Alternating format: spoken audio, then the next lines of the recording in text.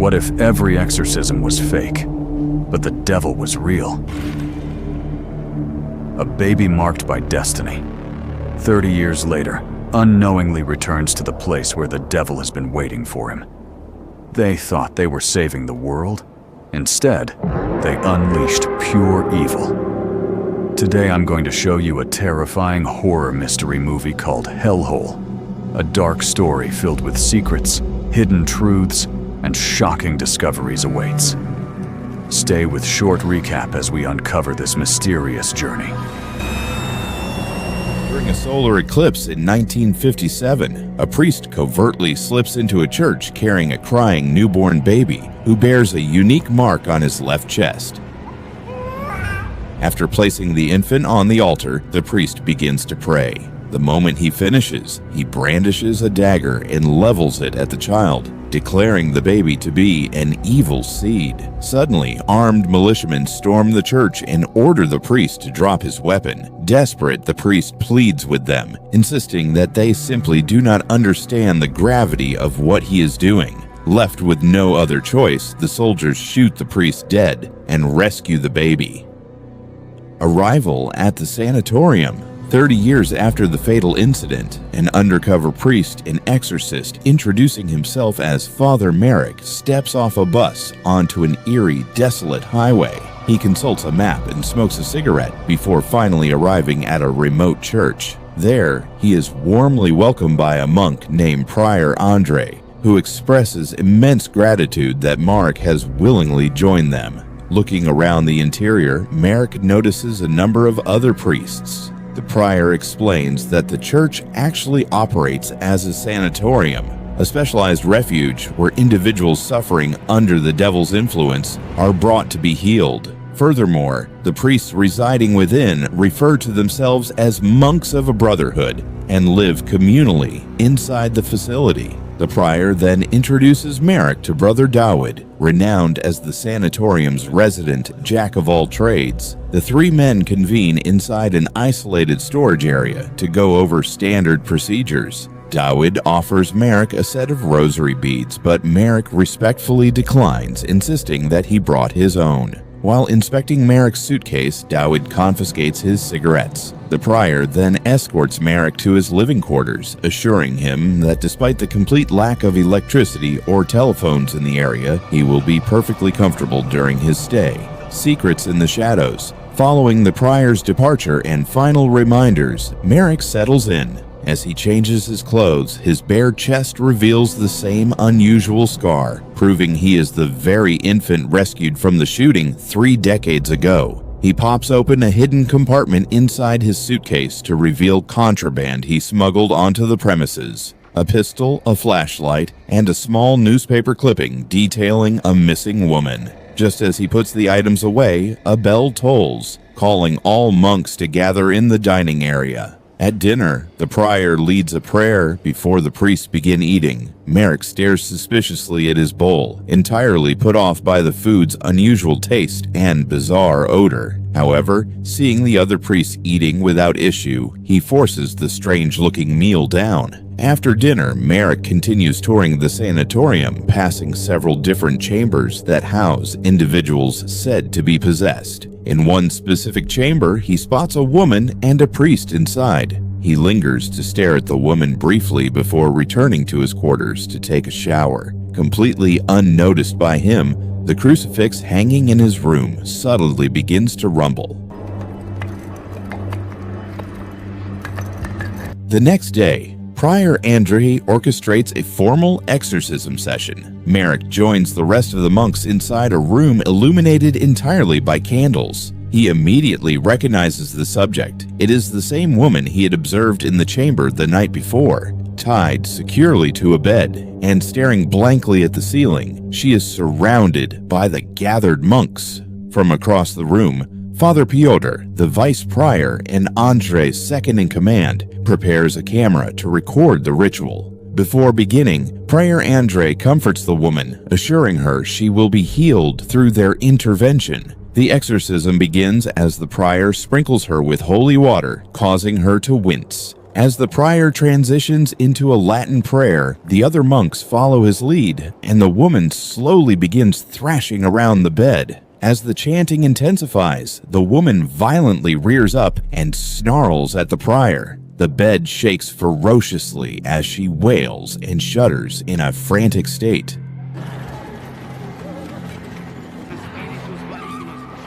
When the prior thrusts a crucifix toward her, she lets out a piercing screech, and the crucifix spontaneously catches on fire.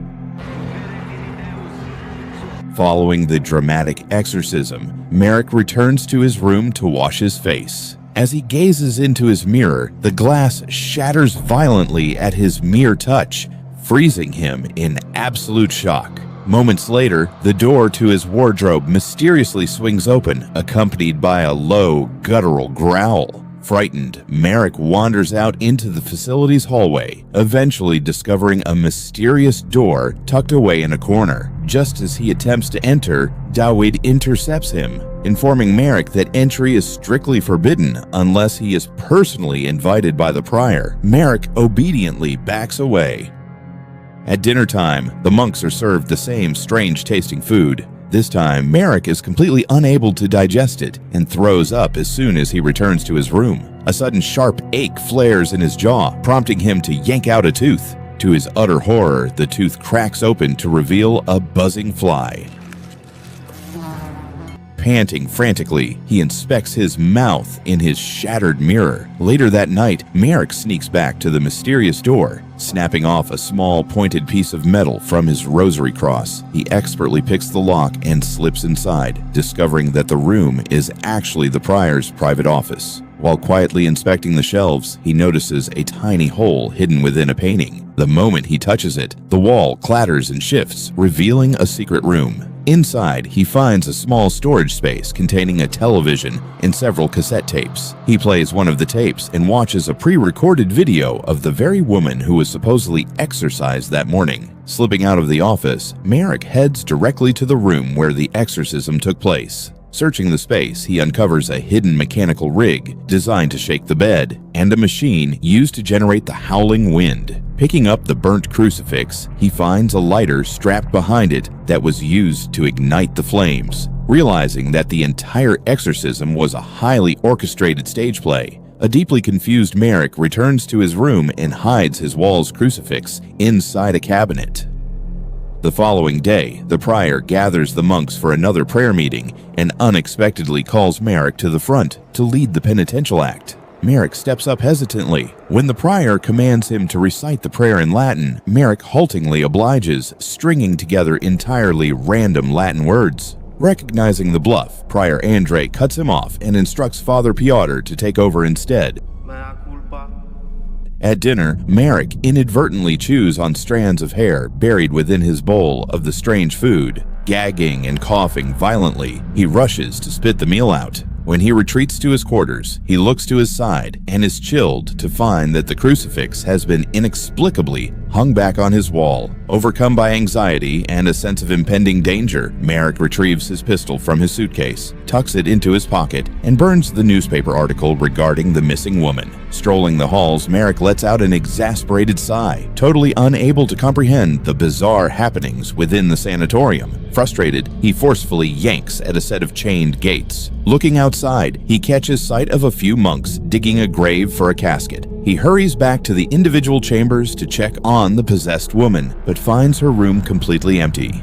The confession and the nightmare father, Piotr, suddenly appears behind Mark in the chamber and asks to speak with him secretly inside the confessional. Once secured inside, Piotr warns Merrick that the other priests are watching his every move, making it incredibly dangerous for him to continue exploring the grounds. Dropping his cover, Merrick reveals that he is neither a priest nor an exorcist, but actually an undercover officer of the citizens' militia investigating the local missing women. He explains that an anonymous tip led him to infiltrate the sanatorium in disguise, as the militia could not conduct a normal investigation due to the tragic shooting incident that took place there 30 years ago. In response, Piotr confesses that the possessions and exorcisms are indeed purely staged performances designed to garner attention and budget money from the Vatican. Piotr issues a final warning and departs. Back in his room, Merrick searches for hidden surveillance. Pushing aside a closet, he finds a hole, leaking a mysterious dark liquid. He slowly reaches his hand inside and pulls out a macabre device crafted from an eyeball and a small bone. Sickened, he gags and vomits dark liquid directly onto his floor. The sound of buzzing intensifies as a swarm of flies erupts from his own vomit. He stares at the door before turning back, suddenly suffering a terrifying hallucination of his own face entirely soaked in the unknown black sludge.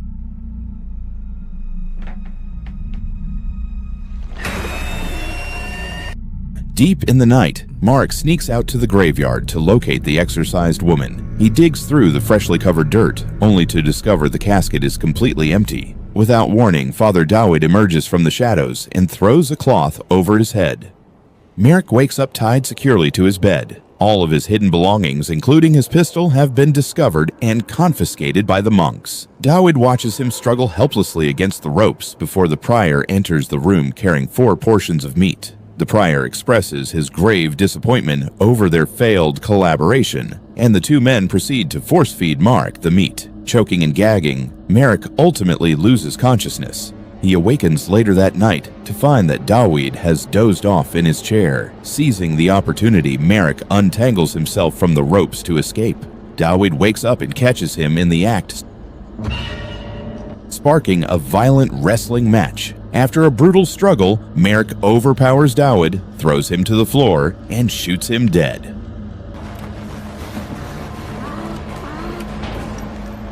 Before fleeing his quarters, Merrick notices the bowls used for the meat he was force-fed. Determined to find the origin of the strange-tasting food, he heads straight to the kitchen. Inside a large freezer, he makes a sickening discovery: the disfigured corpses of the missing women he had been searching for.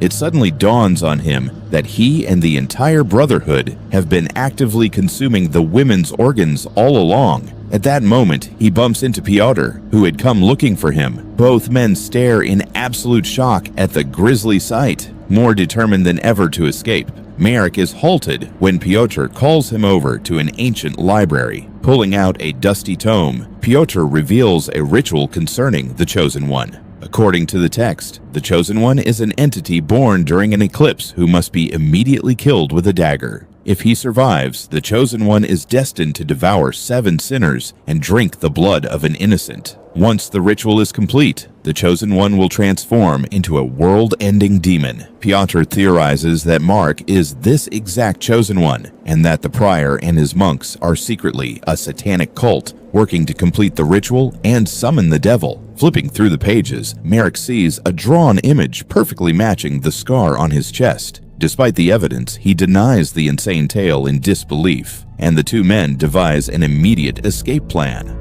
The betrayal and the Brotherhood. Piotr tells Merrick about a hidden passage that leads securely outside the monastery. To win his complete trust, Piotr shows Merrick the scars he supposedly acquired during a previous attempt to escape the sanatorium. Convinced, Merrick trusts Piotr to lead the way. He introduces Mark to a small tunnel, and the 2 crawl deep into a subterranean cave. Suddenly, a noise echoes from behind, and Mark is swiftly cornered and immobilized by 2 monks. He turns to Piotr in realization it was all a trap. Just before the monks knock him unconscious, Merrick wakes up bound to a wooden pillar, entirely surrounded by the monks clad in deep red cloaks. Prior Andre steps forward and reveals that he intentionally lured Merrick to the sanatorium, and that the anonymous tips to the militia actually came directly from him.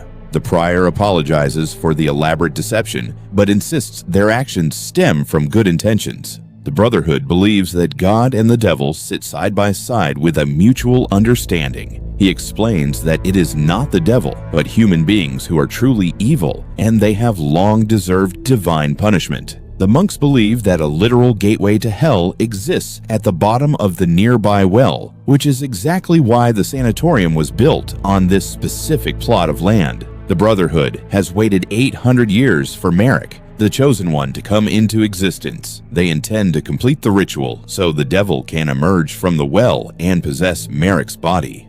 The ritual and the murder. To finalize the summoning, they must fulfill the final requirement: the blood of an innocent. The monks drag out the previously exorcised woman and force her to her knees before Merrick. Merrick stares down at the missing woman he had spent so long looking for, desperately trying to stop the priest from killing her. Showing no mercy, the priest slashes the woman's throat, collecting her gushing blood in a bowl. The cult members take turns sipping the blood before unceremoniously disposing of her body. Finally, the prior forces the bowl to a whimpering Merrick's mouth, making him drink.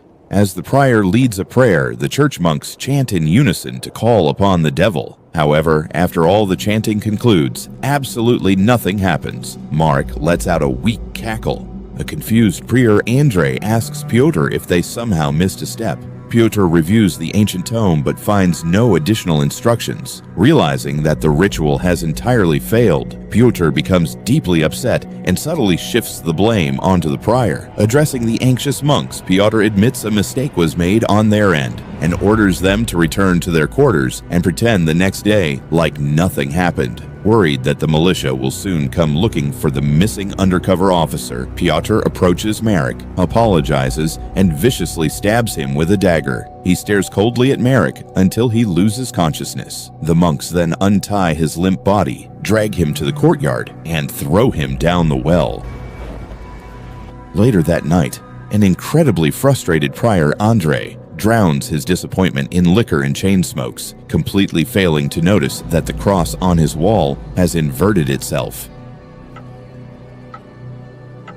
Eventually, Pyotr enters the room and finds his leader heavily wasted. Pretending to help the prior settle into bed, Pyotr abruptly grabs a pillow and forces it over the prior's face. Despite the prior's muffled choking and frantic struggles to survive, Pyotr holds the pillow down firmly until the man is dead. The following day, as the church monks burn the disfigured remains of the women, Pyotr calls them to gather in the prior's room. Feigning grief, he shows them the prior's dead body and mourns his passing. The responsibilities of the prior are immediately handed over to Pyotr. Meanwhile, deep at the bottom of the well, surrounded by a bed of bones, Merrick is revealed to be alive. He slowly gets to his feet, just before his body begins to shake with violent, unnatural force. Back inside the sanatorium, Pyotr and the monks recite a prayer for the soul of Prior Andrei. In the middle of the service, Pyotr violently shudders and completely loses control of his senses. He drops the ancient book, rendered entirely unable to speak or move of his own free will. The monks stare in utter confusion as Pyotr continuously gags. Slowly, he levitates into the air, his arms forced outward to mimic the horizontal pose of a crucifix. Pyotr screams in sheer agony just before his physical body completely dissipates into a massive, swirling swarm of buzzing flies. From amidst the flies, a terrifying entity known as the sabbatical goat emerges from behind the altar. It becomes chillingly apparent that the ritual was not a failure after all. They had successfully summoned the demon into the sanatorium. The faceless demon goat glares at the monks and unleashes a deafening shriek, paralyzing them in shock. They attempt to sprint out of the building, but the demon's supernatural power stuns them in place. As the monks freeze, the statue of Jesus upon the altar slowly turns its head toward the beast. The demon stares back and mocks the crucifixion pose. Instantly, all the monks levitate from the floor and are forcefully flipped upside down, mirroring an inverted cross. Within moments, every single human being inside the sanatorium is forced into this suspended, inverted state. Outside the building, the withered dead flowers and barren trees slowly come back to life, implying a horrific new reality where the dead will be resurrected while the living will immediately perish. In the end, the demon's overwhelming presence shatters the very foundations of the sanatorium. The ceiling breaks completely in half. The sky above cracks open, followed by the deafening roar of rumbling thunder, signifying that profound evil has permanently returned to the earth to establish a dark, new world order.